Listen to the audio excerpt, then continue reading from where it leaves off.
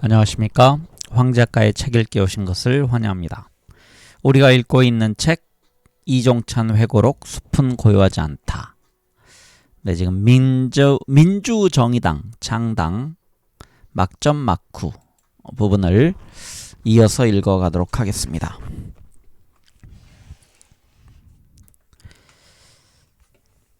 네, 오늘 읽을 부분은 354쪽부터입니다.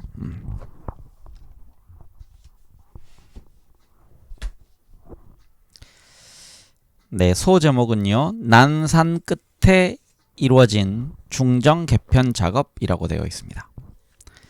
나는 평소 생각대로 국내 정보기구는 대폭 줄이고 앞으로 다가올 시대에 맞춰 대북 정보 및 국제 정보를 강화하는 방향의 편제안을 만들었다. 돌이켜 생각해보면 이상에 치우쳤던 것 같기도 하다. 원래 중앙정보부의 탄생 자체가 박정희 대통령의 통치권 강화를 위한 것이었는데 그 근본에 메스를 가려니 얼마나 어려웠겠나. 나는 새 편제안을 분해 사정에 밝은 김용갑 감찰부 실장과 상의했고 마지막으로 김성진 기획조정실장에게 가서 설명했다. 김 실장은 내가 부의 사정을 잘 모르니 두 분이 공정무사하게 해주시면 그대로 추진해 나갑시다 라고 우리에게 힘을 실어 주었다. 국내 정보 분야를 대폭 줄인 결과 약 600명의 유휴 인력이 남았다. 그러나 이들도 모두 한 가정의 가장이었다. 졸지에 직장을 잃게 된다면 이들에게 참으로 가혹한 일 아닌가. 아무리 공적인 개혁이지만 인정을 끊기는 어려웠다. 그래서 나는 제2안까지 마련했다. 300명을 줄이는 안이었다. 남은 인력은 어떻게 할 것인가? 전두환 부장이 물었다. 직원법과 공무원법에 의하여 직제 개편이나 조직의 변화로 일어나는 인원은 원칙적으로 퇴직하게 되어 있습니다. 전 부장은 한참 골똘히 생각하다가 결심한 듯이 말했다. 제2안이 좋을 것 같군. 그런데 300명을 모두 퇴직시켜야 하나? 기획조정실에서는 100명은 퇴직, 100명은 대기 또는 재교육, 그리고 나머지 100명은 당분간 초과 운영, 이렇게 세 그룹으로 1년간 운영해보는 방안을 준비했습니다. 그러면 한 50명만 정리하지 어때? 한순간 허삼수 대령이 말을 가로막았다. 부장님, 양질의 화초를 잘 크려면 다시 읽겠습니다. 부장님, 양질의 화초가 잘 크려면 잡초는 제거해야만 합니다. 지금 개혁하는 시점에 과거에 때묻은 사람들을 그대로 둔다면 기대할 만한 인재들이 오히려 사기가 떨어질 수 있습니다. 전 부장이 그때 허 대령의 얼굴을 물끄러미 쳐다보며 한마디 했다. 남의 눈에 눈물을 흘리게 하면 내 눈에는 피가 흐르게 된다는 사실을 명심하게. 그런 마음을 갖고 100명을 정리하게. 나는 전 부장의 마음을 다시 헤아리게 되었다. 그는 세상에 사람들이 생각하는 것처럼 철권을 휘두르는 몰리 인정한 모습과는 다른 일면이 있었다. 드디어 부장의 재가를 받은 편제안을 갖고 서정화 제1차장에게 설명하러 갔다. 그는 표정부터 구겨지기 시작했다. 앞으로 중앙정보부가 안보를 책임져야 할 터인데 이렇게 편제를 줄여놓으면 어떻게 일할 수 있단 말이오. 그는 국내 분야 담당 직원의 직제가 줄어든 데 대해 불만을 표했다. 차장님, 지금 국민들은 11.6을 경험하면서 중앙정보부가 변해야 한다고 요구하고 있습니다. 중정의 개혁은 국민적 합의라고 생각합니다. 그런데 아무런 변화 없이 간다면 과연 우리가 국민으로부터 신뢰받을 수 있겠습니까? 그러나 국가에 대한 임무는 임무 그대로 아니오. 그래서 중앙정보부법에 따라 기본 임무를 수행하는 부서는 그대로 남아있도록 했습니다. 나는 동의할 수 없습니다. 이 개편안에 대해 내가 부장님과 다시 의논하겠습니다. 나는 할 수 없이 물러나왔다. 다음에는 김영선 해외 담당 차장에게 가서 브리핑했다. 그는 대만족이었다. 그 후 새 개편안에 따른 인사안을 짜는 것은 더욱 어려운 작업이었다. 그간의 감찰실 자료, 또 허삼수 대령이 어디서 입수했는지 문제가 많은 직원의 명단이 수시로 넘어왔다. 이러다가 잡초를 제거하기는커녕 화초만 제거하는 그레샴의 법칙이 작용하는 것이 아닌가 걱정되었다. 여기서 부연 설명이 없는 것 같아서요. 제가 하겠습니다. 그라시암의 법칙은 악화가 양화를 구축한다. 이렇게 이해하시면 됩니다. 즉 나쁜 것을 제거해야 되는데 오히려 좋은 것이 제거된다. 라는 것이 그레샴의 법칙입니다. 그때부터 나는 일부는 수용하고 일부는 거부했다. 나는 윤석순 인사과장을 앞세워 나의 부담을 덜게 했다. 그는 오랫동안 내가 신뢰한 동지였고 합리적인 간부였다. 부의 업무에 대해서도 나와 비슷한 비판 정신을 갖고 있었다. 게다가 그는 허삼수 대령과 부상고 동기로서 친숙한 사이였다. 그가 중간에서 절충한 최초 인사안이 당시로서는 최선이었다고 나는 생각한다. 그렇게 인사안을 만들기 위해 고심하고 있던 5월 13일 학생들의 시위는 계속 격화되고 있었다. 계엄령이 있는지조차 분간이 안 되었다. 물계엄이란 소리까지 들었다. 정치인들은 서울의 봄을 이용하려고 연일 집회에 설득인지 선동인지 분간할 수 없는 연설을 하고 다녔다. 학생 시위는 정부에 대한 항의에서 차츰 군부에 대한 직접적인 항의로 선회했다. 이날 광화문까지 진출한 시위대는 계엄 해제, 전두환 퇴진을 외치기 시작했다. 학생 시위를 조직하는 간부들은 이미 신군부가 움직이고 있다는 낌새를 챈 듯 15일을 기해 총공세를 취할 계획이라는 첩보가 들어왔다. 전두환 부장은 김성진 실장에게 당분간 사회 분위기가 진정될 때까지 개편과 인사작업을 중단하라고 지시했다. 서정화 차장은 회의 때마다 지금은 개편할 때가 아니고 전 부원이 나서서 사회 혼란 세력과 맞서서 싸울 때라고 강조했다. 5월 14일 시위는 한층 격화되었다. 삼청동 총리 공간에서 대책회의가 소집되었다. 김종환 내무장관, 주영복 국방장관, 전두환 중정부장 서리, 이희성 계엄사령관, 최광수 청와대 비서실장 등이 모였다. 전두환 부장 서리는 그동안 보안사령관 자격으로 국무위원들이 모이는 회의에 참석하지 못했으나 이제는 중앙정보부장이 된 뒤 당당하게 참석했을 뿐 아니라 회의를 주도하는 입장이었다.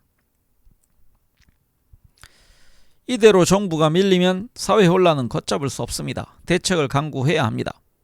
결론이 내려졌다. 그러나 신현학 총리는 신중했다. 그는 무엇인가 군부의 초강경 대책이 나올 것을 예견하고 마지막으로 대학 총장들을 모아 진지한 설득과 협의를 하려고 했다. 5월 15일 학생들의 데모가 절정에 이르렀다. 시청 앞에 모였던 시위대가 서울역으로 몰려갔고 그곳에서 버스를 탈취해 전투경찰대 쪽으로 질주해 들어가는 바람에 전투경찰관 한 명이 깔려 죽었다. 곳곳에서 화염병이 날아다니며 무정부 상태가 빚어졌다. 학생들의 구호는 노골적으로 신현확과 전두환 물러가라로 바뀌었다. 5월 16일 밤 중동을 방문 중이던 최규하 대통령이 일정을 중단하고 급거 귀국했다. 나는 무엇인가 심상치 않음을 직감했다. 그동안은 직원의 3분의 1이 대기 근무를 했는데 5월 17일을 기해 전 부원이 비상소집되었고 모두 철야 근무에 들어갔다. 5월 17일 오전 11시 국방부에서 전군 주요 지휘관 회의가 소집되었다. 오후 3시 반까지 상당히 긴장된 분위기에서 회의가 진행되었다는 보고를 들었다. 회의가 끝난 뒤 43명의 지휘관은 계엄 확대 조치가 포함된 시국 수습 방안을 채택하고 여기에 서명 작업까지 마쳤다. 이 시국 수습 방안은 보안사에서 사전에 작성한 시나리오 가운데 하나였다. 오후 5시경 국방부 장관과 계엄사령관이 회의 결과를 보고하기 위해 삼청동 관저로 신현확 총리를 방문했다. 신 총리는 이에 대해 가타부타 의견을 제시하지 않은 가운데 두 사람을 대동하고 청와대로 올라갔다. 그때 전두환 부장서리는 전군 주요 지휘관 회의 결과를 최 대통령에게 직접 보고한 상태였다. 중앙정보부장은 대통령의 정보 참모였다. 청와대에서 신 총리는 배석했을 뿐 보고는 주영복 국방장관이 했다. 계엄 확대 조치가 불가피함을 강력히 건의했다. 그 자리에서 계엄 확대와 함께 부정부패자에 대한 강력한 조치라든가 대통령 보좌기구의 신설 등까지 언급되었다. 그러나 최 대통령은 계엄 확대 외의 다른 사항들에 대해서는 헌법과 법률에 맞게 조치하라며 유보했다. 심야에 최규하 대통령 지시로 국무회의가 소집되었다.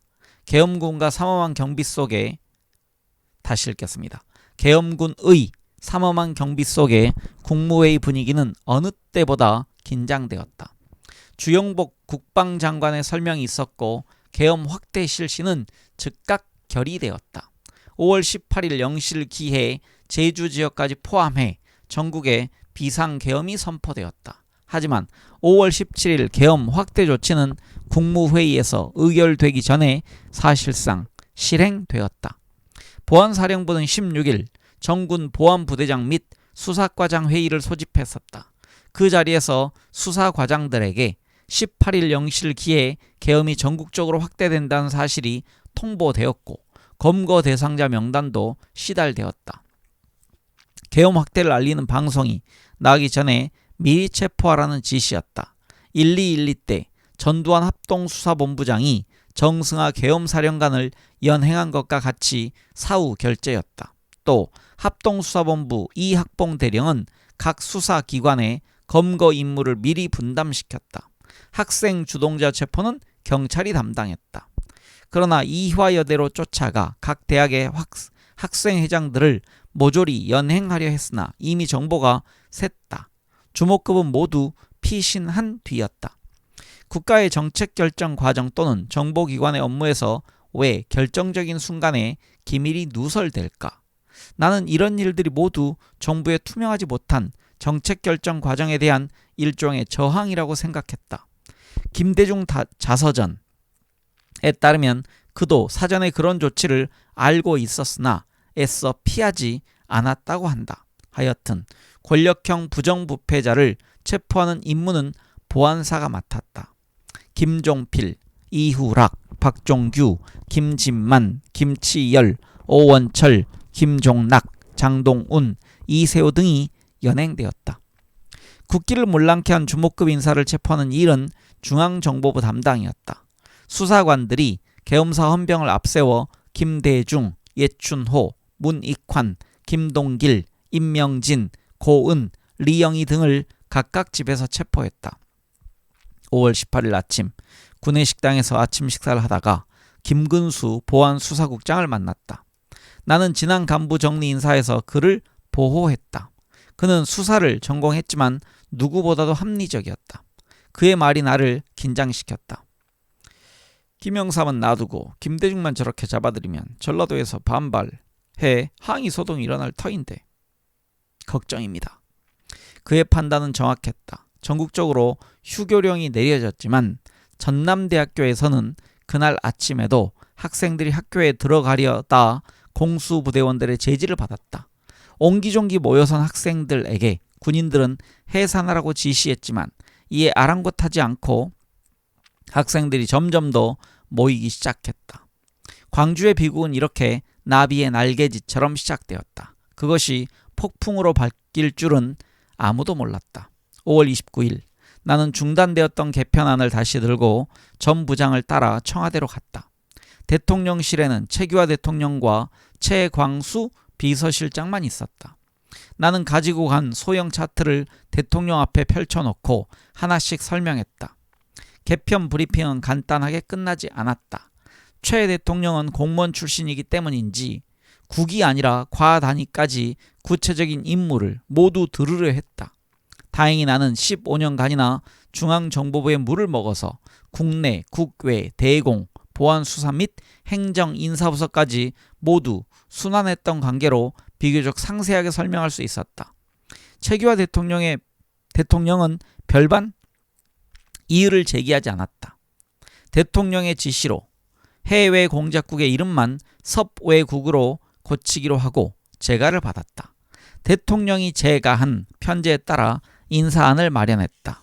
최초 편성에서 제외된 인원은 288명이었다. 상급자가 많고 하급자는 적었다. 중앙정보부는 총무처로부터 가분수 편제라는 말을 항상 들어왔다. 그들은 중앙정보부가 상급자를 양산하여 공무원 연금 구조까지 왜곡시킨다며 은근히 불평이 많았다. 역대 부장들이 선심성 인사를 남발한 결과였다. 나는 몇 차례 인사위원회를 열어 부득이 정리할 수밖에 없는 대상자 약 100명을 추린 뒤 결제 서류를 만들어 부장실로 갔다. 전두환 부장은 결제 서류는 옆으로 제쳐두고 거기 첨부된 인사카드 중에서 몇 장을 골라 드디어 한 장, 다시 읽겠습니다. 첨부된 인사카드 중에서 몇 장을 골라냈다. 드디어 한 장, 임모씨였다. 이 사람은 왜 안 된다는 거야? 네, 몇 차례 검토했는데 이 사람은 외사 업무를 하면서 제대로 임무를 수행하지 않고 미군 PX에 드나들며 거래한 비행이 드러나서 도저히 안 되겠다고 과장이 거부했습니다.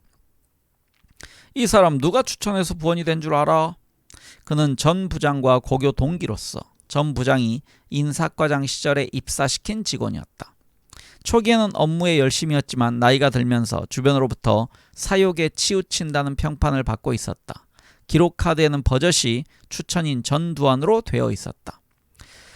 여기서 이제 그 전 부장이 인사과장 시절이란 얘기는 전두환이 5.16이 나고 그 다음에 이제 이 중앙정보부가 만들어졌을 때 중앙정보부에 인사과장을 한 적이 있습니다.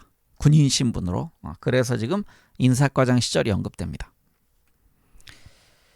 알고 있습니다. 부장님께서 추천한 사람이어서 더 신경을 썼습니다. 그런데 인사위원들이 이런 사람을 두면서 다른 사람을 자르면 공정하지 못하다는 평을 듣게 될 것이라 해서 고민 끝에 포함시켰습니다. 전 부장은 못마땅하다는 표정을 지었지만 더 이상 카드를 보지 않고 결제 서류에 꾹꾹 눌러 서명했다. 그리고 한마디를 했다. 자네가 내가 추천한 줄 뻔히 알면서도 적합하지 않다고 정리 대상에 포함시킨 걸 보니 이 심사는 일단 공정하다고 인정하네. 그래서 믿고 결제하는 거야. 다만 퇴직하는 사람들 생활 문제는 신경 써주기 바라네. 전 부장은 비록 수재형은 아니지만 직관력이 있었다. 그는 실무진이 얼마나 고민했는지 꿰뚫어 보고 있었다. 그리고 인정이 있어서 부하들의 생활 문제를 배려했다. 아마 이런 품성이 대통령 퇴임 후 여러 곡절 중에도 따르는 사람들을 주변에 많이 두고 있는 그의 리더십의 요체가 아닌가 생각된다. 국가정보기관의 개혁은 이처럼 어려웠다. 또 이상과 현실이 맞물려 쉽게 손대기 어려운 점이 많았다. 그 후에도 마찬가지였다. 역대 정권이 모두 개혁하겠다고 공약했지만 현실적인 정보 수요 때문에 중도에 칼을 놓고 중단했다. 네, 다음 소제목은 국보위 설치 그리고 신당 창당 착수입니다. 광주에서의 5.18 민주화운동이 일단락되면서 5월 27일 최규하 대통령의 재가에 따라 그달 31일 국가보위 비상대책위원회 즉 국보위가 대통령 직속기구로 설치되었다. 그 설치령에 따르면 국보위는 대통령의 자문 보좌기관으로서 행정, 사법 업무를 조정, 통제하는 기능을 갖는 정도였으나 실제로는 혁명적으로 전권을 휘두르는 최고 권력기관이었다. 원래 일부 계엄일 때의 계엄 사무는 대통령, 국방부 장관, 계엄사령관 계통으로 추진된다. 그러나 전국 계엄일 때는 대통령, 계엄사령관으로 지휘 계통이 단순화되면서 실제로는 계엄사령관이 국무회의도 통하지 않고 삼권을 장악하게 된다. 이는 전시 또는 국가의 위기가 목전에 임박한 시기에 초비상 체제다. 그러나 전두환 보안사령관 겸 중앙정보부장은 어떤 경우든 계엄하에서는 자신이 계엄사령관의 지휘를 받을 수밖에 없기 때문에 이를 피하기 위해 별도로 만든 기구가 바로 국보위였다.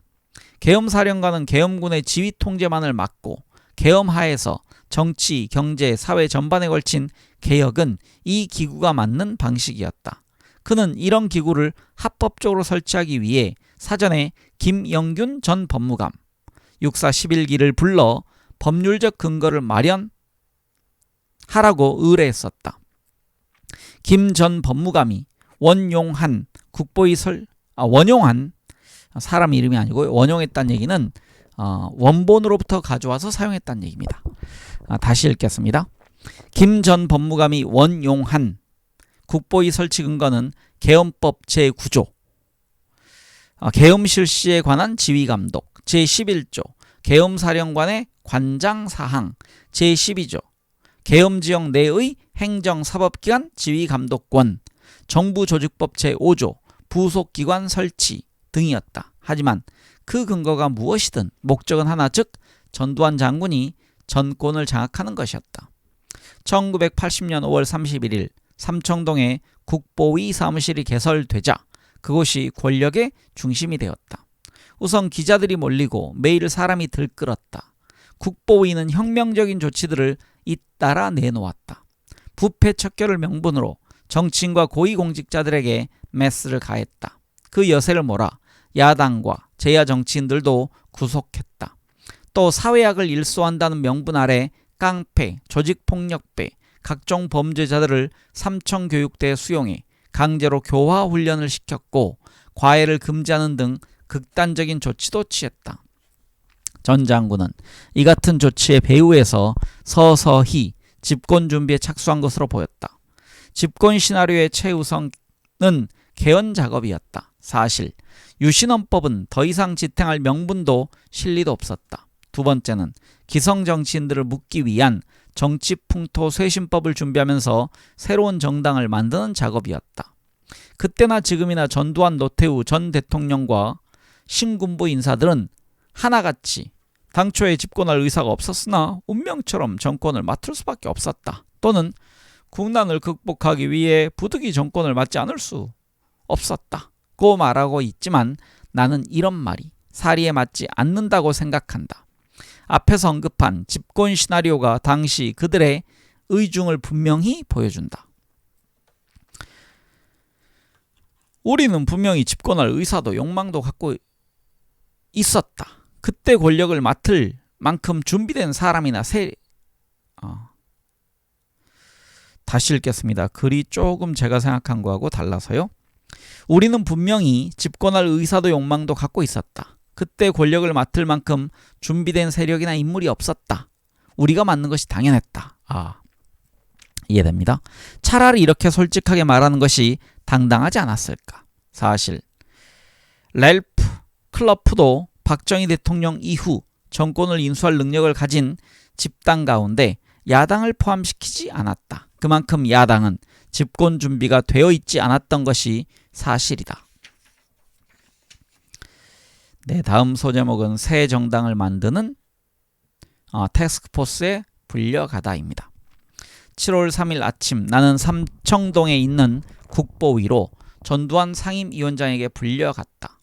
부속실에서 대기하던 중 권정달 보안사 정보처장이 들어왔다. 이상현 정보처 보좌관, 언론검열팀의 강기덕 보좌관, 나중에 그의 본명이 이상재임을 알았다. 그리고 중앙정보부의 곽희정 군 등이 속속 도착했다. 입사 동기인 곽군도 나처럼 영문을 모른 채 명을 받고 나왔을 뿐이었다. 1시간 뒤쯤 위원장실로 들어갔다. 전두환 위원장이 반갑게 맞아주며 차를 마시는 중에 몇 마디 말을 하는데 도무지 그 내용을 파악하기 어려웠다. 이제부터 권 처장을 중심으로 새 역사를 만들어가는 과업을 잘 추진하기 바랍니다. 그 이상의 지침도 없었고 임무 자체가 구름 잡는 말이라 질문을 할 수도 없었다. 열심히 하겠다는 말만 남기고 우리 일행은 다시 보안사로 이동해 권정달 처장실로 갔다. 보안사 복도에서 허문도 비서실장을 만났다. 그가 대뜸 이렇게 말했다. 선배님, 오늘 아침에 정당 만드는 태스크포스로 부장님께 신고했지요? 나는 그제야 아침에 삼청동에 모였던 사람들이 창당 작업팀이었음을 알아차렸다. 그런데 정당 만드는 작업에 윤석순도 참여시키면 어떻겠어요? 윤석순 부산고 출신으로 허삼수, 허문도와 동기동창이었다. 윤석순은 그동안 국내 업무를 담당해서 나보다 더 정통할 테니 함께 작업하면 도움이 될 겁니다. 그런데 지금 중정 개편 작업을 진행하고 있는데 국장인 나도 나오고 부국장도 없으면 곤란하지 않을까요? 아닙니다. 이 일이 더 중요합니다. 나는 허문도의 말을 듣고 소위 삼허씨, 즉 허화평, 허삼수, 허문도 셋이서 이미 시나리오를 다 짜놓았고 태스크포스 멤버들도 선발했음을 알 수 있었다. 그 순간 나는 과거 공화당을 사전 조직한 것과 똑같은 방식으로 새 정당을 사전 조직하는 일에 내가 일원으로 참여하게 되었다는 사실을 반추하지 않을 수 없었다. 이를 어떻게 할 것인가 고민스러웠다. 그러나 당시 상황에서 나로서는 거부할 수도 없는 일이었다. 그렇다면 차라리 이 기회에 우리 정당사에 남을 만한 작품을 한번 만들어 보자는 생각을 하게 되었다. 말하자면 역발상이었던 셈이다. 당시 나의 생각은 이런 것이었다. 우리 정당사는 여야가 해방 이후 일란성 쌍생아로 태어난 한 뿌리였다. 정강도 정책도 크게 다르지 않다. 이런 보수 양당제는 시대 변화와 더불어 한계를 노출하게 되었다. 그러므로 그동안 기존 정당에서 소외되었던 제3세력들을 모아 개혁 정치의 기치를 높이 들어야 국민에게 신선감을 줄 수 있을 것이다. 제3의 길, 이것이 신당의 모습으로 드러날 때 불가피하게 사전 조직을 할 수밖에 없었던 사정을 사후에라도 국민에게 납득시키고 정당성을 인정받을 수 있을 것이다. 이런 발상이 당시 창당 멤버 전체 생각은 아니었지만 적어도 허화평과 나는 이런 생각을 같이 했다. 우리는 대충 인사를 나눈 뒤 보안사 뒤편에 2층 사무실로 자리를 옮겼다. 사무실에는 책상, 의자 외에는 아무것도 없었다. 최재림 소령이 우리를 맞았다. 보안사 감찰실에 근무한다는 최소령은 얼핏 보아도 육사 출신답게 원칙적이고 깐깐해 보였다. 권 처장이 특별히 보안을 당부하면서 이제부터 신당 참여할 인사를 고르는 작업을 해달라는 것이었다. 임시로 업무가 분장되었다. 강 보좌관은 언론계 인사, 이상현 대령은 예비역을 포함한 군부, 나와 곽희정은 구정치인, 교수, 사회 저명 인사 가운데 때묻지 않은 인물들을 맡기로 했다. 우리는 다음날 아침까지 보관을 세우고 필요한 자료들을 챙겨 다시 만나기로 했다. 나중에 파악해보니 당시 창당 작업은 이미 여러 곳에서 시동이 걸려 있었다. 우선 유정의 국회의원인 김윤환이 노태우 및 정호용과 경북고 동창이라는 인맥을 앞세워 여야 정치인들을 만나고 있었다. 또 하나의 움직임은 당시 삼성 상무로 있던 육사 11기 권익현 선배가 창당 작업을 진행 중이라는 정보였다. 그러나 이 두 움직임에 대해 허화평 실장은 거부 반응이 심했다.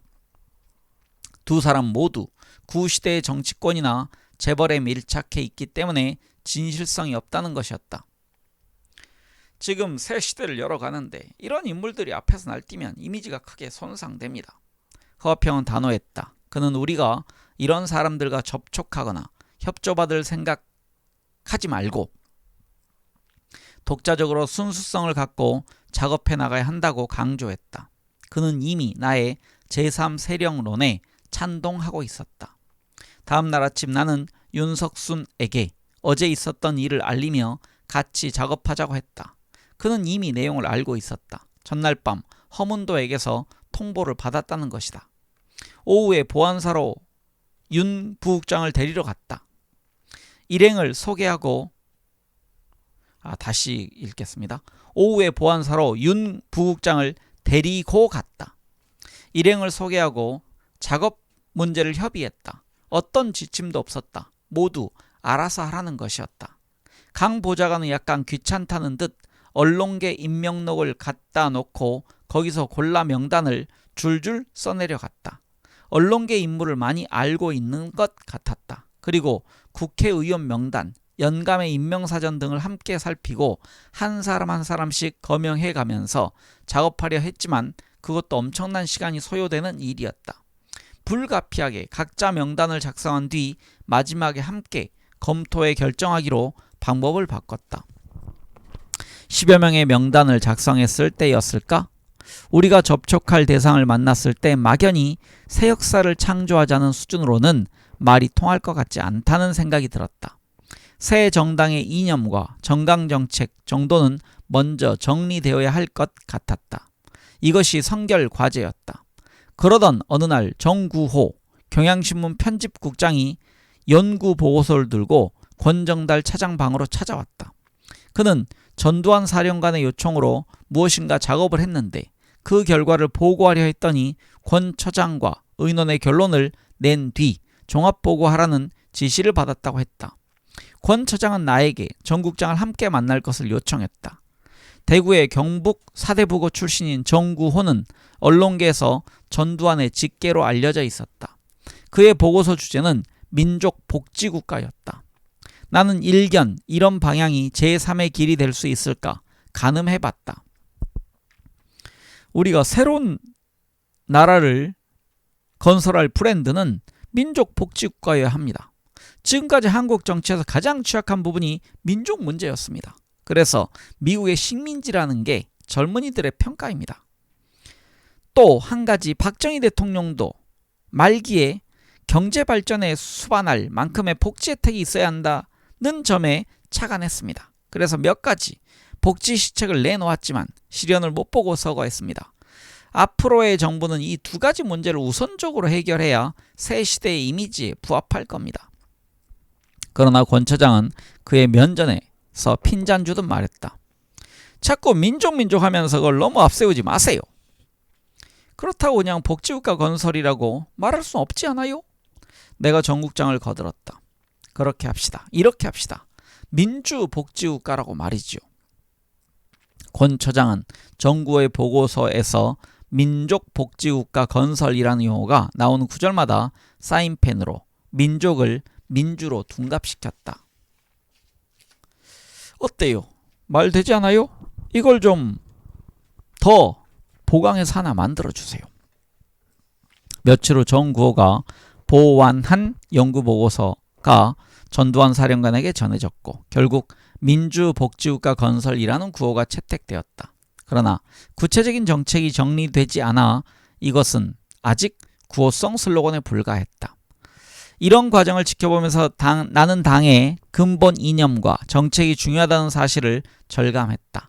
정구호가 언론인다운 감각으로 슬로건 수준에서나마 새로운 가치를 제시한 마당에 이제는 좀 더 구체적인 정책이 필요했던 것이다.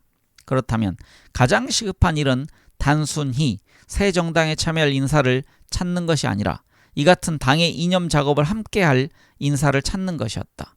그때 나의 친구 최현국과 임재경이 한 사람을 소개했다. 남재희였다. 그는 진보적인 사고를 갖고 있었으나 관영신문이나 마찬가지인 서울신문의 편집국장을 지냈고 그런가 하면 여당인 공화당 공천으로 제10대 국회의원에 당선되었지만 1년도 안 되어 국회가 풍비박산이 나는 바람에 낭인 신세로 있었다. 대학 시절에는 이승만 대통령의 양자인 이강석 군의 서울대 법대 편입을 강력하게 막은 주동자였을 정도로 정의감이 있었고 그 뒤 조선일보, 한국일보, 서울신문을 두루 거친 언론계 중진 출신의 정치인이었다. 말하자면 사고는 진보적으로 하면서도 보수 정당에도 입당할 만큼 행동의 폭이 넓은 정치인이었다. 나는 남재희를 만나자마자 곧 의기투합했다. 그는 나에게 공감이 가는 여러 가지 말을 해주는가 하면 당시 지식인으로서 선택하기 어려운 신군부의 창당 작업에 선뜻 참여해 주어 마음속으로 고마웠다. 우리는 다음 날부터 신당의 이념 작업에 참여할 학자들을 두루 찾아 만나고 다른 한편으로는 서울 출신 국회의원으로 서울 사정을 잘 아는 그의 도움을 받아 인선 작업도 서둘렀다.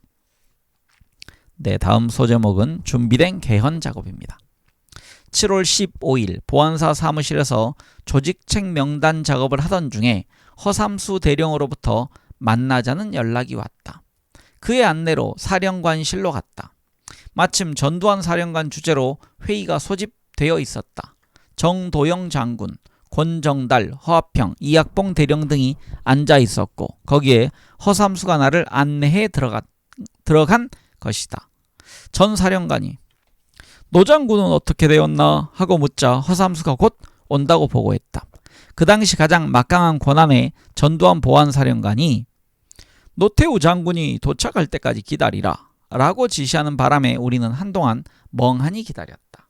10분쯤 뒤 수경사령관 노태우 소장이 카키색 군복에 지휘봉 대신 말 채찍을 휘두르며 들어와 전 사령관에게 거수 격려를 했다. 그 모습이 아주 깍듯해 보였다. 전 사령관은 미소 지으며 옆자리에 앉기를 권했다. 이렇게 좌중이 정돈되고 전 사령관이 턱으로 표시를 하자 권정달 처장의 브리핑이 시작되었다. 내용은 헌법 개정안이었다. 브리핑 내용이 상당히 깊이가 있어 연구가 오래전부터 시작되었음을 느낄 수 있었다. 알고 보니 그날이 개헌안에 대한 마지막 검토 회의였다. 이날 가장 먼저 토론된 것은 대통령의 임기였다. 4년에 한 차례 중임으로 하는 것이 타당하다는 지적이 있었지만 그 규정은 자유당과 공화당 정권에서 결국 삼성 개헌으로 이어졌고 그런 불행한 정치사에 대한 국민적 감정이 남아있기 때문에 단임으로 한다는 원칙을 확정했다. 이 단임 문제에 대해서는 특히 전두환 장군의 의지가 확고했다. 그러면서 그는 임기를 6년으로 하는 것이 좋겠다고 말했다. 나중에 7년으로 바뀌긴 했지만 애초 작업 단계에서는 이렇게 6년이었다. 이 회의 이후 개헌안이 최종 확정되는 단계에서 전두환은 럭키 세븐으로 하자면서 7년 안을 조심스럽게 제시했다고 박철원이 회고한 바 있다. 박철언은 아마 노태우의 추천으로 이 개헌 작업에 포함되었던 것 같다. 문제는 대통령 선거 방법이었다. 여러 가지 이견이 개진되었다. 특히 허화평 대령은 직접 선거를 통해 국민들에게 민주적 절차에 대한 확신을 주어야 한다고 주장했다. 그리고 선거에 이길 수 있다는 자신감도 표시했다. 그러나 노태우 장군은 사회가 안정되어야 한다고 강조하면서 간선제 채택을 고집했다. 이는 아마도 차기는 자기라는 계산 아래 나온 포석이었을 것이다. 4년에 한 번씩 국력을 낭비하는 것은 바람직하지 않다는 주장도 나왔다. 이에 대해 허 대령이 4년에 한 번쯤 카니발을 하는 것은 결코 낭비가 아니라는 반론을 펴기도 했지만 전 장군이 제지해 토론은 끝났다. 미국식 선거인단 선거에 의한 안전한 간선제로 결론이 났다. 국회의원 선거제도는 현행 1구 2인제를 고수한다는 데에 별 이견이 없었다. 1구 1인제 의견도 없지 않았지만 박정희 대통령 시절에 연구를 거듭한 끝에 유혁인 당시 정무수석이 안정적인 의회 구조를 염두에 두고 제시한 1구 2인제가 여전히 타당하다는 데에 의견이 모아졌다. 그 대신 유정회를 없애고 비례대표제를 도입하되 정권을 안정시키기 위해 다수당의 유리한 배분 방식을 고려하기로 했다. 그 밖에 흥미로운 것은 국회의원의 겸직을 허용하는 제도였다. 국회의원의 지위를 명예직으로 하며 대우는 차관복급으로 한다는 데에 대체로 의견이 일치했다. 하지만 국회의원이 직업정치인이 되어 백수건달처럼 되는 것을 막고 전문적인 식견을 갖출 수 있도록 겸직을 권장한다는 것이 핵심이었다. 이날 회의에서는 향후의 정치 일정도 검토되었다. 애초 연내에 개헌을 하고 새 헌법에 의한 정치 일정은 다음 해 초부터 밟아나갈 예정이었지만 계엄 전국이 예상보다 일찍 수습되었으니 모든 정치 일정을 연내에 마무리하는 것이 민심 수습에도 도움이 될 것이라는 판단이었다. 이렇게 정치 일정이 앞당겨지면 당연히 신당 조직도 서둘러야 했다. 아마 내가 이 회의에 참여하게 된 것도 그런 이유 때문인 것 같았다. 네, 다음 소제목은 신당의 얼굴을 찾다입니다.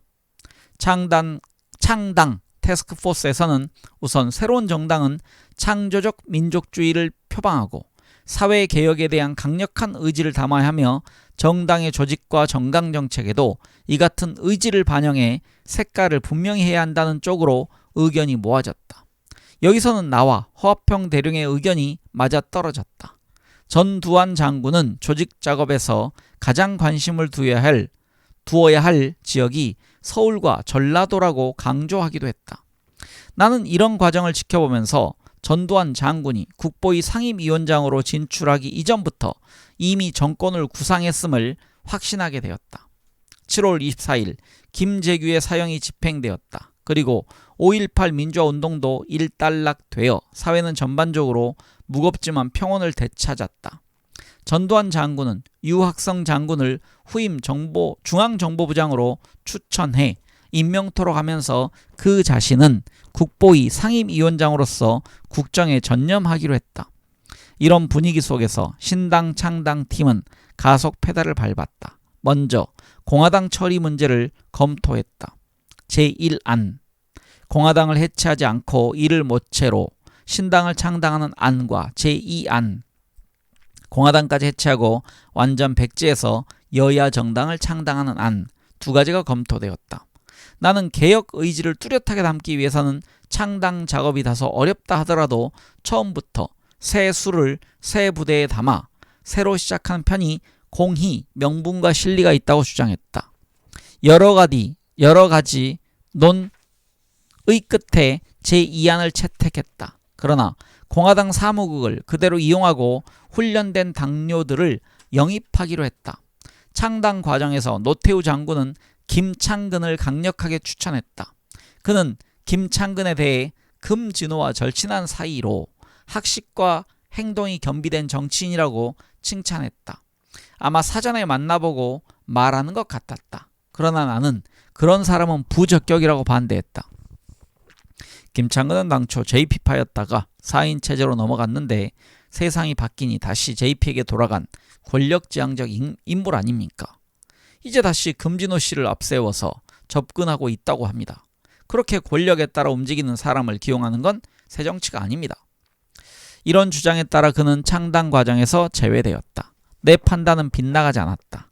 그 뒤 김창근은 YS 쪽으로 접근해 결과적으로 3당 합당의 가교 역할을 했다. 그리고 노태우는 3당 합당 뒤끝에 YS에 의해 정치적으로 몰락했으니 결국 김창근은 무엇을 위해 다리를 놓았던 셈인가.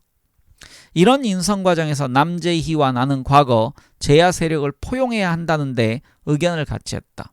특히 새로운 정당에는 과거 정치와 단절되면서 새로운 시대 정신에 맞는 인물들이 참여해야 하는데 이를 위해서는 지금까지 소외된 애국 세력들을 포용할 필요가 있다는 판단이었다. 우선 독립운동 원로 가운데 한 분을 모시기로 했다.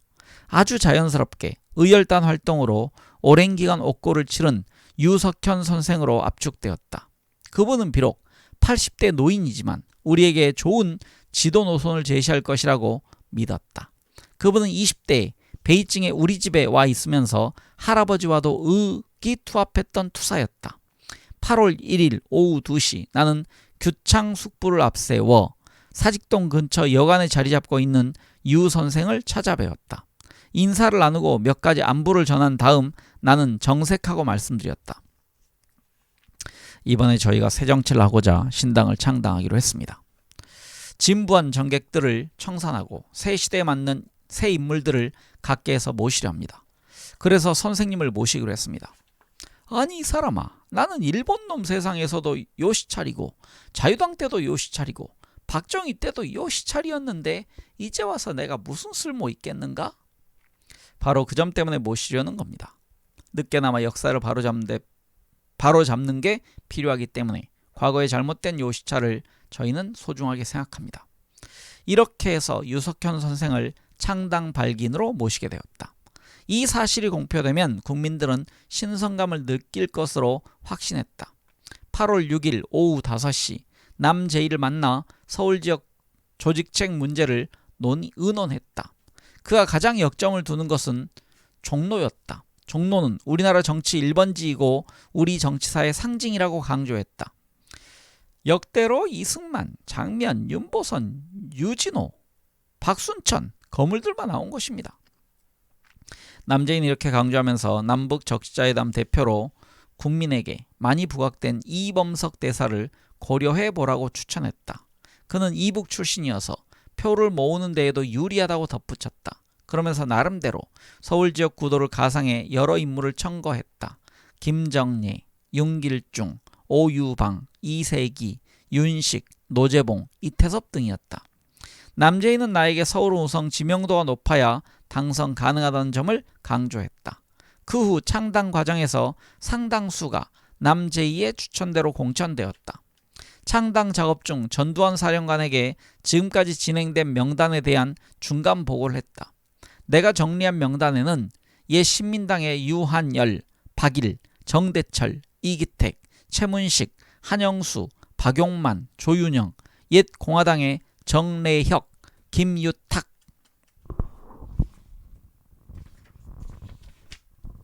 이종근, 오유방, 박찬종, 정동성, 재야 인사 중에서 정석회, 이병주, 구상, 이건호, 윤식, 이영일 등등이 있었다. 공화당 인사의 경우는 남제이의 의견을, 재야 인사의 경우는 유석현 선생의 의견을 많이 참작했다. 모든 조직이 마찬가지겠지만 인선 작업에서 가장 중요한 일 중 하나는 역시 조직을 대표하는 인물을 찾는 일이었다. 그동안 한국 정치는 너무나 험악한 과정을 거쳐서 웬만한 사람 모두 얼굴에 상처가 나 있었다. 국민이 존경하면서도 참신한 인물을 찾기란 쉬운 일이 아니었다. 그러던 중 9월 초 어느 날 갑자기 청와대에서 운경, 이재영 선생을 모시는 문제에 대해 의견을 제시하라는 지시가 떨어졌다. 네, 여기서 이제 청와대란 얘기는 밑에 각주를 읽어드리겠습니다. 전두환 국보위 상임위원장은 1980년 9월 1일 제11대 대통령에 취임했다. 따라서 이때의 청와대는 전두환 대통령을 가리키는 것이다. 당시는 개헌 작업이 끝나지 않은 상황이어서 유신헌법에 따라 통일주체 국민회의에서 선출된 대통령이었다라고 되어 있습니다. 권정달은 나에게 이재영이라는 사람을 아느냐고 물었다. 나는 아는 대로 설명했다. 운경 선생은 경기도 시흥 출신 재헌 의원이니 정치 원로지요. 이승만 대통령 밑에서 야권의 나이에 상공장관을 역임했고 족청파로 이범석 장군과 동지적 관계에 있는 분입니다. 이범석 장군이 자유당에서 거세되자 그도 야당으로 돌아섰고 한때 야당 내에서 유진상계와 양립하는 파벌을 주도했습니다. 그러나 유신시대가 오자 정계를 떠나 제야에 묻혀 있었습니다. 나는 운경 선생을 대표로 모시는 문제에 적극 찬동했다. 그분은 원래 정치를 시작할 때 족청에 가까웠다. 지금도 그의 사직동 자택 사랑방에는 철기 이범석 장군의 사진이 이승만 대통령의 사진과 나란히 걸려 있다. 운경은 기본적인 노선과 철학이 정립된 뒤에 정치를 시작했지 국회의원을 하려고 정치를 한 것이 아니었다. 또한 개인적으로 그는 대림산업을 창립한 이재준의 형이고 나의 친구 이준용의 백부였다. 그래서 내가 비교적 그분의 사정을 잘 알고 있었다. 권정달은 나에게 이재용 씨를 만나러 가려는데 동행하자고 했다. 나는 즉시 이준용에게 사정을 말하고 중개를 부탁했다. 9월 4일 오전 10시 권정달과 함께 사직동 이재용 선생 댁으로 찾아갔다. 이준용이 먼저 와 있다가 안내했다. 사랑방에 들어가니 아담한 한옥방이었다. 외부에 알리지 말아달라고 부탁한 관계로 이준용 군이 직접 차를 나르느라 법석을 떨었다. 드디어 꼬장꼬장한 모습의 이재영 선생이 나타났다. 이준용은 슬그머니 자리를 비켰다. 권정달이 먼저 말문을 열었다. 각하께서 새로운 시대의 새로운 당을 창당하려는 의지가 굳으신데 사실 우리는 정당을 잘 모르고 앞으로 선생님 같은 어른들께 지도를 받아야 해서 이렇게 찾아뵙게 되었습니다. 그러나 운경은 의외로 직접적인 언급을 피했다. 요새 국제 정세도 대단히 복잡해서 나라의 장래가 정말로 걱정되는군요. 말을 돌렸다. 권정달이 마음이 급해졌는지 담배를 꺼내 물었다. 운경은 그런 권정달을 꿰뚫어 보듯 라이터까지 꺼내 불을 붙여주는 것이 아닌가. 그날 운경은 수락한다는 어떤 언질도 안 준 채 직접 전두환 대통령을 만나겠다는 것만 분명히 했다. 대단히 노련한 화술과 자세였다. 우리는 그분을 모시기로 작심하고 그 댁에서 물러나왔다. 사실 그때 내 마음속에 가장 크게 자리 잡고 있던 생각은 정계 원로인 운경을 모시게 되면 과거 공화당 정구영 선생의 재판이 되어서는 안 된다는 점이었다. 정 선생은 삼성개헌에 반대해 박정희 대통령에게 끝까지 쓴소리를 하다 거세되었다. 나는 이제 다시 정계 원로를 모시는 마당에 그런 식으로 일회용으로 써서는 안 된다고 마음속으로 깊이 다짐했다. 그뿐만 아니라 운경이 원로로서 당내에서 제 역할을 할 수 있도록 충분히 배려해야지 얼굴 마담으로 끝나선 안 된다는 생각이었다. 그러나 그 후 당내에서 많은 갈등이 빚어지면서 상황은 내가 바라지 않던 방향으로 나아갔다. 얼마 후 전두환 대통령이 운경을 만났다는 소식을 들었다. 어떤 말이 오갔는지는 알 수 없었으나 나중에 운경의 자서전을 보니 운경은 내가 돕는 일은 민주주의뿐인데 각하가 정말로 민주주의를 하실 의향이 있으십니까? 라고 물었고 전 대통령은 바로 그것입니다. 꼭 이 땅에 민주주의를 심고 싶습니다. 라고 답해 신당에 참여하게 되었다고 했다. 그때부터 운경은 창당 준비 작업에 적극적으로 참여했다. 네, 다음 소제목은 민정당은 민족의 정당인가? 라는 제목입니다.